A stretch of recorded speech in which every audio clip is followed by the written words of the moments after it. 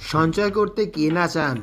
জানেন কি উজবেকিস্তানে অনেকে তাদের সঞ্চয় মুখের ভিতরেই পুরে রাখেন।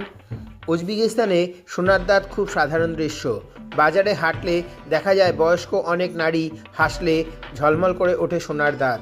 এটি শুধু ফ্যাশন নয়, এটি বহু প্রজন্ম ধরে চলে আসা এক ঐতিহ্য। কিন্তু কেন? প্রথমত, এটি ছিল মর্যাদার প্রতীক।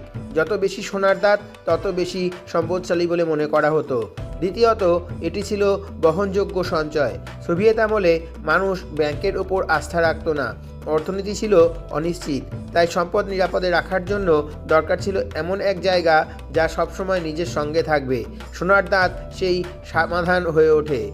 মূল্যবান জিনিস চোখের সামনেই নিজের শরীরের অংশ হয়ে থাকে। তৃতীয়ত, ব্যবহারিক কারণ।